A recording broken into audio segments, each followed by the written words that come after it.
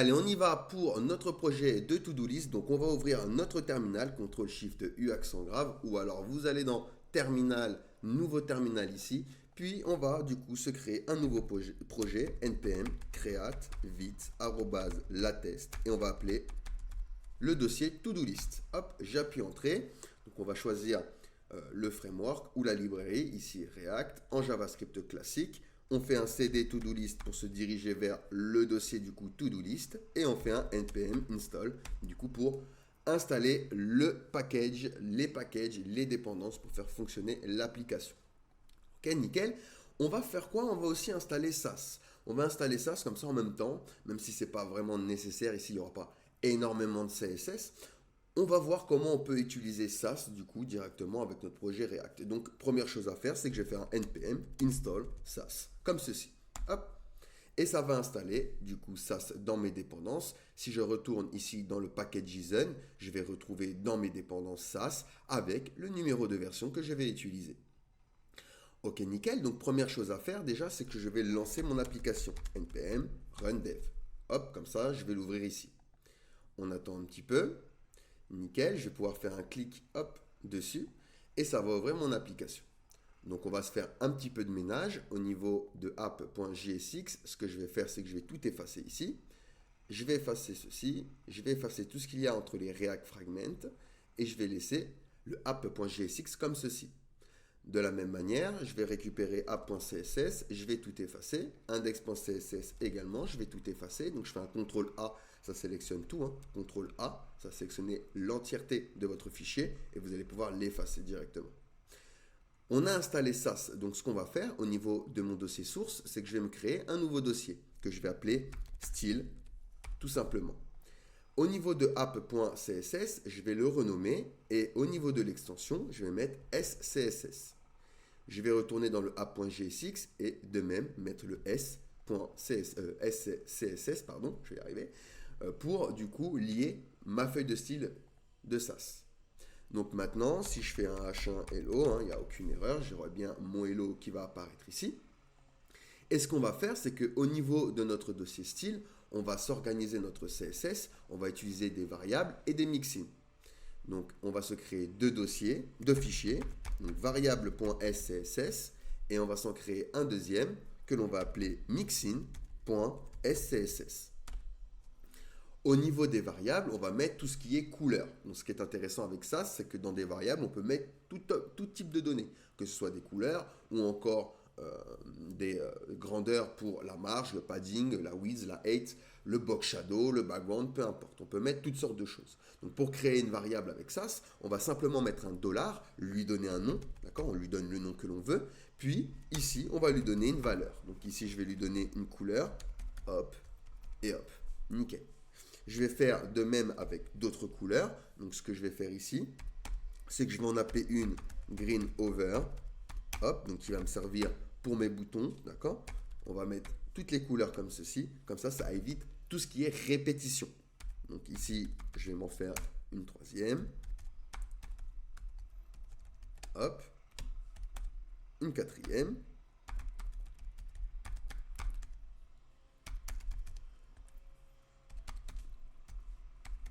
hop, une troisième, donc je vais mettre toutes les couleurs des boutons, 187 ici, 32, 32, voilà, parfait, et un red over. Red over, donc pour le over, hop, nickel.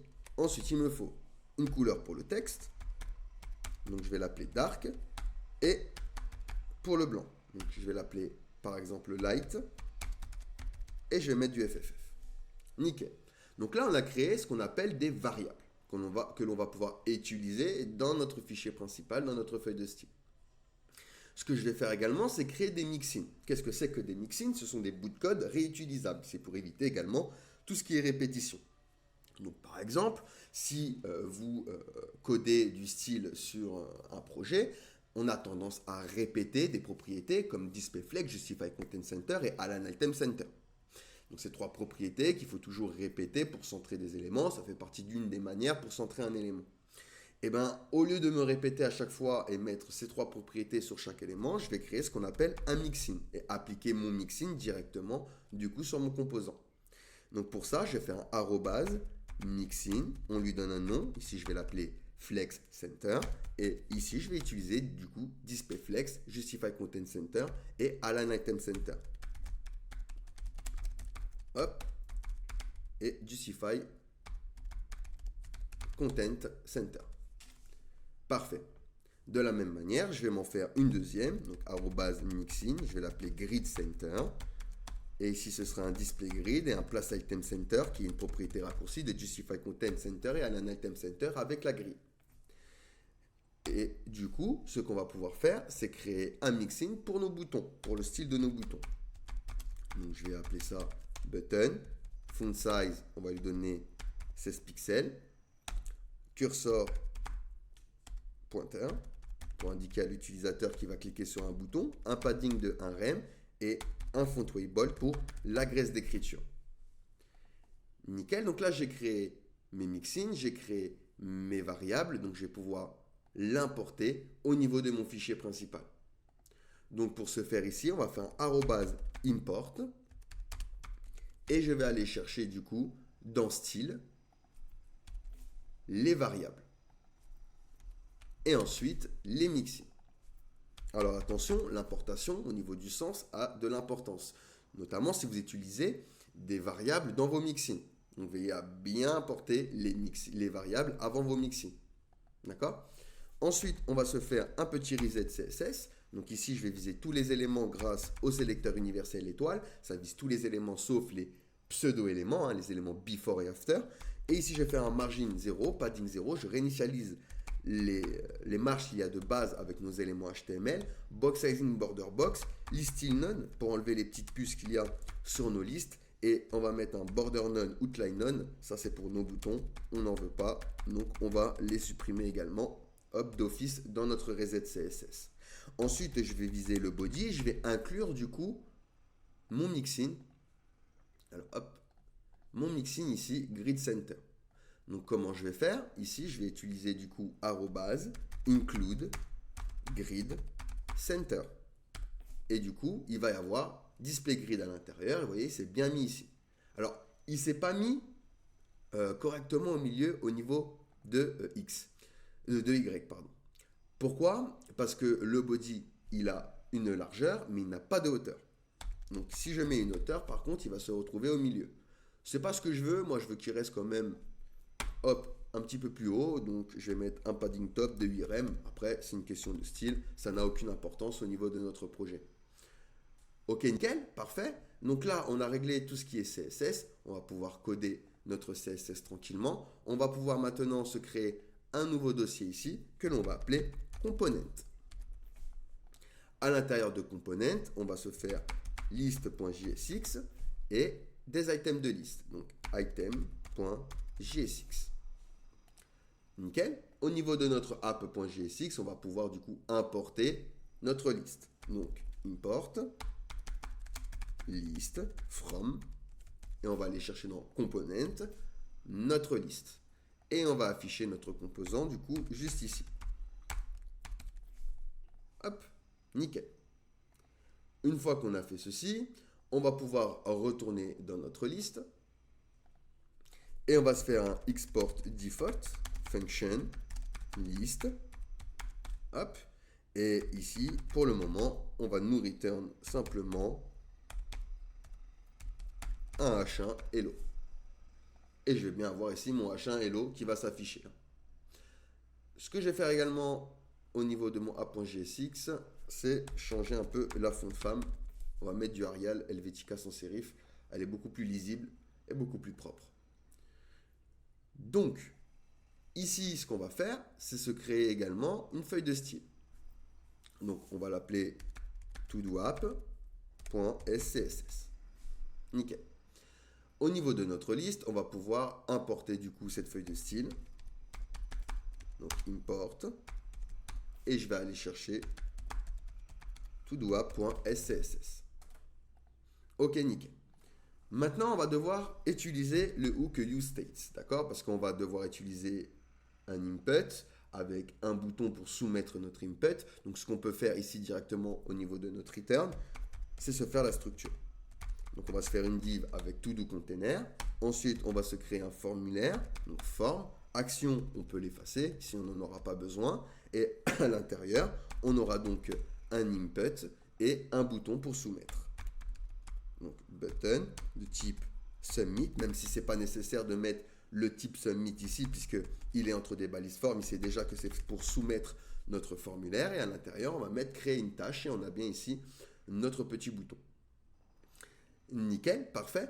Donc ce qu'on va faire, c'est qu'on va créer du state pour la liste et pour les items de liste.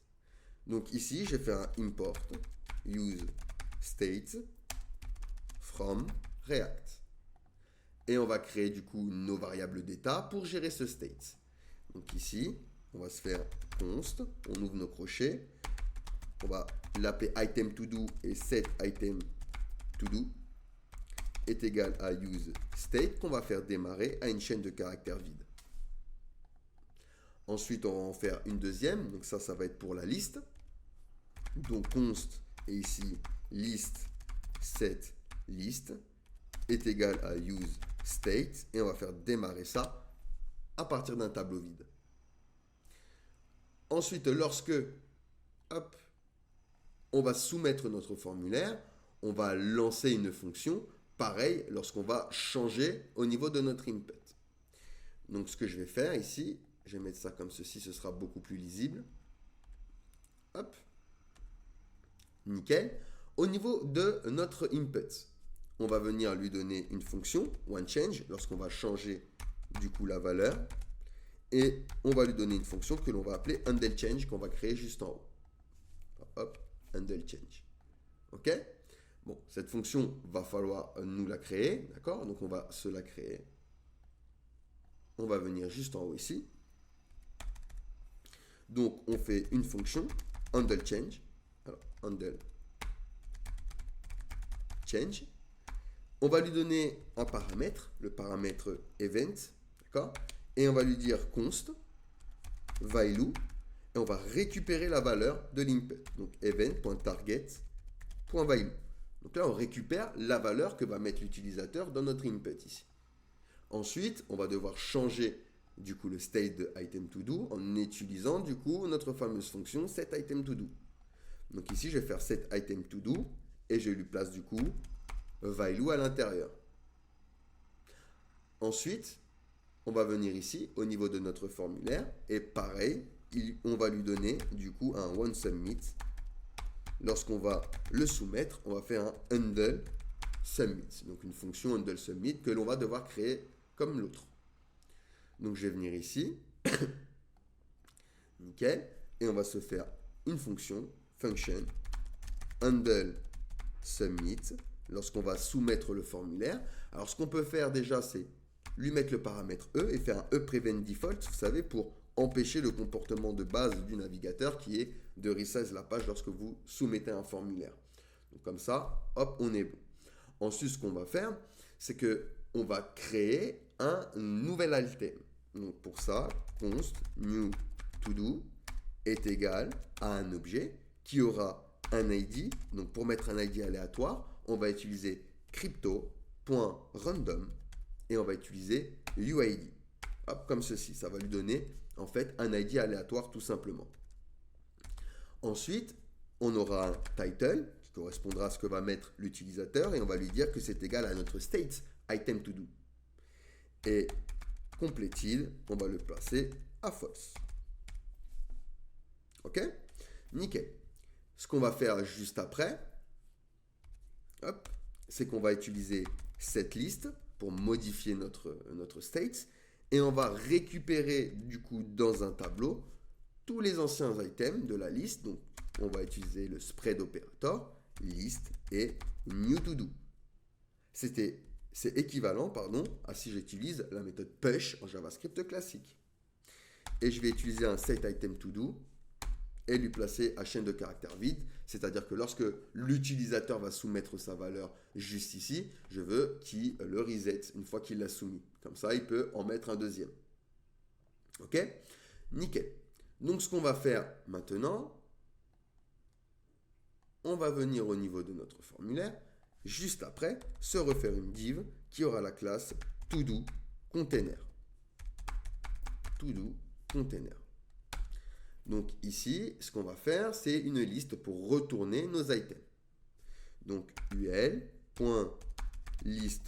todo, on ouvre nos accolades et on va utiliser la méthode map. Donc list.map, on va appeler ça item, et il va venir nous retourner notre item ici, notre composant. Donc ce que je vais faire ici, items, hop, comme ceci, que je vais venir du coup importer. Donc import items from, et on va aller chercher du coup notre composant item. Donc là, on l'a bien mis ici, ok. On va pouvoir lui placer du coup nos props. Donc on va lui donner une clé key. Ici, au niveau de la key, on va lui donner item.id et on va lui placer item. Donc, item est égal à item. Hop, nickel. Ce qu'il va nous falloir également, il va nous falloir une fonction pour pouvoir modifier et supprimer. Donc ici, je vais lui donner un onUpdate est égal à handleUpdate. Et de la même manière, je fais un onDelete est égal à handleDelete. Donc ce sont des fonctions que je vais placer en tant que props à mon composant items. D'accord? Ces fonctions, bien sûr, va falloir les créer. Donc on va venir juste en haut. Donc ici, on aura une function handleUpdate. Donc quand on va appuyer sur modifier, on va récupérer ID et value au niveau de nos paramètres. OK? Et ensuite, on va se faire une variable temporaire où on va récupérer les items de la liste avec le spread operator. On va faire une copie de notre tableau. Ensuite, const item est égal à temps et on utilise du coup cette fois-ci la méthode find. Et on va lui dire que item va nous retourner item.id qui est strictement égal à id. Et ensuite, on va lui dire que le title, donc item.title, est égal à value. Et j'utilise du coup cette liste et je vais lui placer du coup ma variable temporaire, temp à l'intérieur. De la même manière, je vais faire la même chose du coup pour le delete. Donc ici, function handleDelete, on va lui placer notre ID. Hop, on fait une variable temporaire, on va lui dire list et on va faire filter. Et on va filtrer ici avec une fonction fléchée qui aura item comme paramètre et qui sera item ID strictement le contraire, de ID. Et on utilise pareil cette liste pour changer le state, hop, en lui plaçant notre variable temps, donc notre variable temporaire. Ok? Donc là, c'est ce qu'on a passé au niveau de nos props, ok? handleUpdate et handleDelete, et on va pouvoir du coup se créer nos items. Donc on va venir dans nos items ici, export default, function, items, hop, ça return un élément ici pour le moment.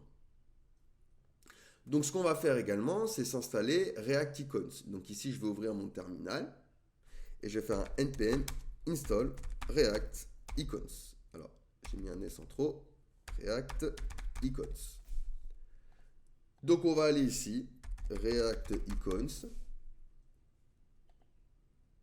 Parfait, nickel. Et on va pouvoir s'importer du coup ici des icônes. Donc, ici, il va me falloir du state également. Import, donc use state, from React. Ensuite, on se crée notre variable d'état. C'est pour savoir si l'utilisateur est en train de modifier l'item. Donc pour ça, on va l'appeler isEdit. Et set isEdit est égal à use state Et c'est un booléen, donc on va faire démarrer ça à false. Ensuite, on va se créer une fonction que l'on va appeler formEdit. C'est lorsque l'utilisateur va cliquer sur modifier. On va devoir changer tout ça. On va se créer du state, donc new value, et set new value. Et on va lui dire que c'est égal à use state. Et on va le faire démarrer à item title. Alors, il va falloir placer nos props également pour les récupérer. Donc, on va récupérer item, on va récupérer onUpdate et on va récupérer du coup onDelete. Nickel. Ensuite, on va se créer une fonction handleChange.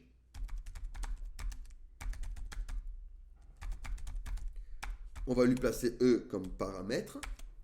On va faire un ePreventDefault pour changer le comportement de base, hein, parce que là, on est en train de faire un autre formulaire.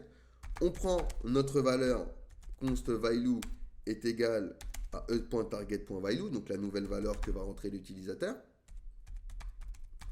Hop, et on change avec cette new value notre state, donc avec notre variable du coup value. De la même manière, lorsqu'on va soumettre notre formulaire, donc function handle click update, on va l'appeler. Hop. Et bien dans ce cas-là, on va appeler la fonction onUpdate et on va lui placer item.id et new value. On respecte les paramètres que l'on a donnés ici au niveau de notre liste, au niveau de handle update. On lui a placé des paramètres id et value. Donc on va respecter ça en utilisant notre fonction et en lui plaçant item id et notre nouvelle valeur. Et on va utiliser également un setEdit et on va le placer à false. Parce que là, il aura déjà soumis le formulaire. Alors, hop et hop. Nickel. Et on va return du coup un formulaire. Donc form. Ici, on va enlever action. On va lui placer notre fonction. Donc onSubmit est égal, et on a appelé handleClickSubmit. Update, pardon, pas submit. Et on va faire un input de type texte, d'accord? Au niveau de la valeur, on va faire value et on va lui placer du coup notre state new value. On va également lui placer un événement, onChange est égal à handleChange, donc la fonction qu'on a créée juste ici. Et le bouton de soumission, donc button, modifier, on va également lui placer cette fonction. Hop. Donc notre handleClickUpdate. Ok, parfait. Ensuite, ce qu'on va faire, on va aller juste en bas, on va se créer une fonction pour notre élément. D'accord? Pour représenter la petite carte de notre élément. Hop. Donc ce qu'on va faire, function, on va créer une nouvelle fois un composant. On peut le créer directement à l'intérieur d'un autre composant ou on peut créer un fichier à part, hein, peu importe. Et ici, je vais lui dire qu'il va me return hop, les React Fragments. Et on va se faire une div qui aura la classe du coup title. À l'intérieur, ce sera item.title. On va lui donner une key. Donc ce sera item.id pour la key. Hop. On va aller à l'intérieur du coup de cette div, enfin, après cette div, pardon, et on va se faire une div avec la classe settings. Donc pour nos fameux boutons. Donc on aura deux boutons, un qui aura un onClick égale, ce sera une fonction fléchée à qui on va dire set isEdit true. Donc ici ce sera edit, on va venir ici, edit, et on va venir rechercher notre icône. Donc on va récupérer ça, on va le mettre à l'intérieur de notre bouton, et on va récupérer ça, que l'on va venir importer ici. De la même manière, je vais revenir ici. Je vais m'en créer un deuxième. Donc pour la petite poubelle, on va prendre trash. On récupère notre petite icône. Hop. Et on va venir l'importer également. Hop.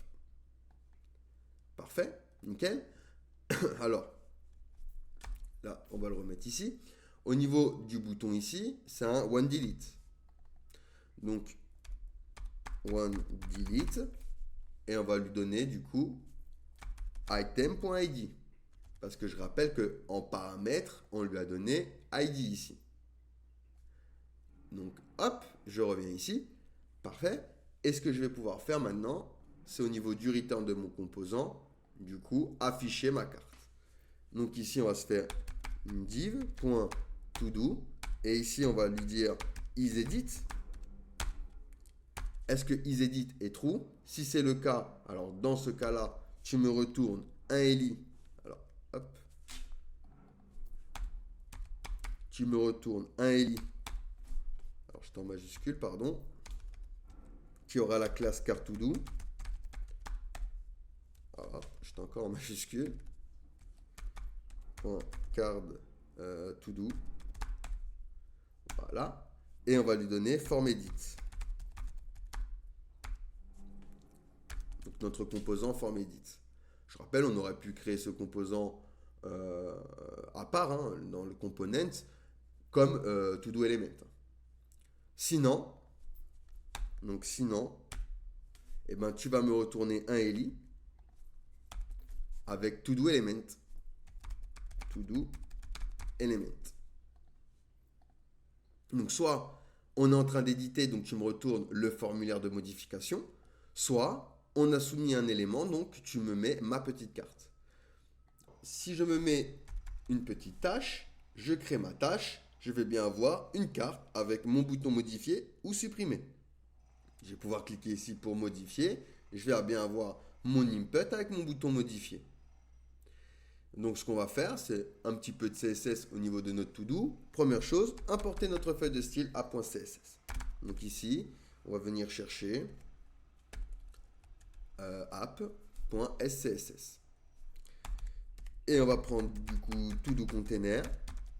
On va lui donner une width de 100%, un margin, un rem en haut et en bas, 0 à gauche et à droite. Et là, ce qu'on va faire, c'est qu'on va directement récupérer le formulaire. Donc ça s'appelle du nesting avec SAS. D'accord? C'est codé de manière imbriquée. Vu que le formulaire est à l'intérieur, on va lui inclure Flex Center. Alors, include. Hop, Flex Center. Et on va lui donner un align item stretch. OK.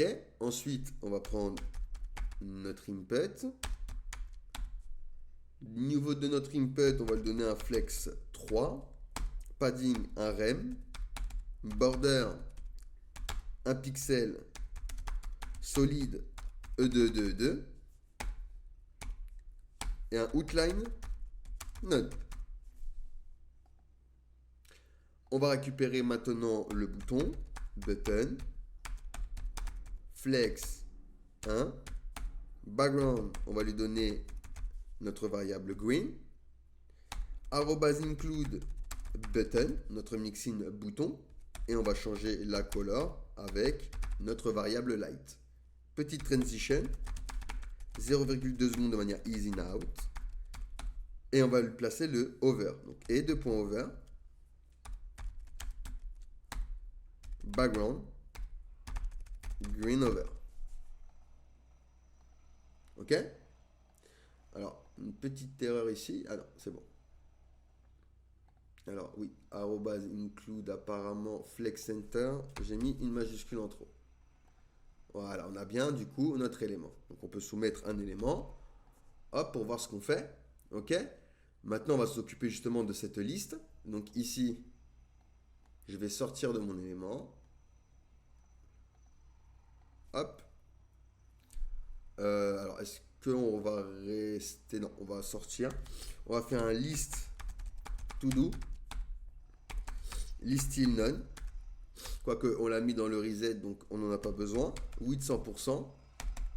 Display flex, flex direction column. Donc pour les mettre en colonne, gap, un rem au niveau de la gouttière. Et là, on va utiliser point card to do. Donc width 100%. Display flex, justify content, on va lui donner un space between. Et align item center. Hop et hop. Un peu de padding, padding RM. Border, un pixel solide E2, E2, E2. Et on va lui donner un petit box shadow. Alors, hop, on va venir en bas. Box shadow. Donc on va mettre 0 sur X, 5 pixels sur Y, 5 pixels de dose, 0 d'étendue et du RGBA 0,0 et 0,2 d'opacité. Parfait, on va pouvoir s'occuper des settings, donc des petits boutons là, vous savez, pour modifier et supprimer. Donc point settings, display flex, align items center, alors center et pas baseline, et gap de rem. Ensuite, on s'occupe des boutons. Donc ici, je vais lui dire également button, width 40 pixels, height 40 pixels. Border radius, on va lui donner 50% pour former des cercles parfaits. On va include flex center, lui donner un curseur pointeur pour indiquer à l'utilisateur qui va cliquer sur un bouton, une petite transition 0,2 secondes de manière ease in out. Ensuite, on va devoir changer les couleurs, vous savez, pour les petits boutons. Donc, ce qu'on va faire, c'est utiliser les pseudo-classes. Donc, je vais venir ici. Point settings button. Deux points first child. Donc, ici, on va lui donner un background. Donc, pour la modification, ce sera yellow. Color, on va lui donner dark. Alors, hop. Et on va faire le hover. Donc, et deux points over. Background. Yellow over. Et de la même manière, je vais faire la même chose avec le last child. Sauf qu'ici, ce sera du coup red. Ici, ce sera light. Alors d'ailleurs, ici, j'ai oublié ma petite dollar, mon petit dollar. Et ici, red over. Hop, comme ça, on aura nos transitions avec nos boutons. Donc, vous voyez, avec ça, le et over, c'est comme si j'avais fait button de point over. C'était la même chose. Hop. Et on a fini avec notre to-do list. On va pouvoir entrer des éléments. Donc, ça va me créer une carte à chaque fois. Hop. On va pouvoir modifier un élément. Donc, par exemple, ici, hop, on va mettre React.js. Alors, hop. React.js, je soumets, hop, ça a bien pris la modification, et je peux supprimer un élément. Hop, hop, et hop. Donc voilà pour ce petit TP avec useState. N'hésitez pas à me poser des questions si vous en avez, sinon on va pouvoir passer à la suite.